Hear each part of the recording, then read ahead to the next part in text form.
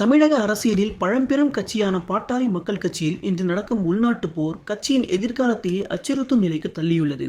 நிறுவனர் டாக்டர் ராமதாஸ் மற்றும் அவரது மகன் செயல் தலைவர் அன்புமணி ராமதாஸ் இடையேயான அதிகார போட்டி இன்று வெளிப்படையான மோதலாக மாறியுள்ளது. இந்த சிறப்பு செய்தியில் எப்படி இந்த மோதல் தொடங்கியது, யார் எந்த பக்கம் நிற்கிறார்கள், கட்சியின் எதிர்காலம் என்ன என்பதை முழுமையாக ஆராய்வோம். மே 16ஆம் தேதி பாமக நிறுவனர் டாக்டர் ராமதாஸ் தைலாபுரத்தில் கட்சியின் மாவட்ட தலைவர்கள் மற்றும் செயலாளர்களுக்கான ஒரு அவசர கூட்டத்தை கூட்டினார். ஆனால் கட்சியின் பெரும்பாலான முக்கிய நிர்வாகிகள் இந்த கூட்டத்தை புறக்கணித்தனர். 250 பேருக்கு அழைப்பு இருந்தும் வெறும் 15 பேர் மட்டுமே வந்தனர். கட்சியின் 5 எம்எல்ஏக்களில் கௌரவ தலைவர் ஜி.கே. மணி மற்றும் ரா. அருள் ஆகிய இருவர் மட்டுமே கலந்து கொண்டனர். மிக முக்கியமாக கட்சியின் செயல் தலைவர் அன்புமணி ராமதாஸ் கூட்டத்திற்கு வரவில்லை. இது கட்சியில் ஏற்கனவே நிலவிய பிளவை தெளிவாக காட்டியுள்ளது. இந்த மோதலின் வேர்கள் 2023 டிசம்பரில் தான் ஆரம்பித்தன. டிசம்பர் 28ஆம் தேதி பாமகவின் சிறப்பு பொதுக்குழு கூட்டத்தில் ராமதாஸ் தனது மகள் வழி பேரன் முகுந்தன் பரசுராமனை கட்சியின் இளைஞரணி தலைவராக நியமித்தார். இந்த அறிவிப்புக்கு அதே மேடையில் அன்புமணி ராமதாஸ் கடும் எதிர்ப்பு தெரிவித்தார். இதனைத் தொடர்ந்து ராமதாஸ் கட்சியில் யாராயினும் என் ஆணையை மீற முடியாது என்று கடுமையாக எச்சரித்தார்.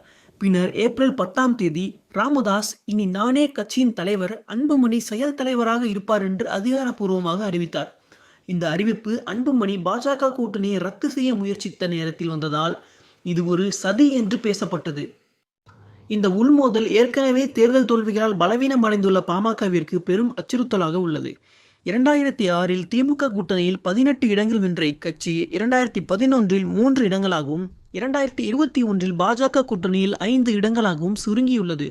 2024 நாடாளுமன்ற தேர்தலில் ஒரு இடத்திலும் வெல்லாதது கட்சியின் பலவீனத்தை காட்டியது. நிபுணர்கள் இது குறித்து ராமதாஸ் குடும்பத்தின் உள்பூசல் கட்சியை அழிக்கும் நிலையில் உள்ளதாக கருதுகின்றனர்.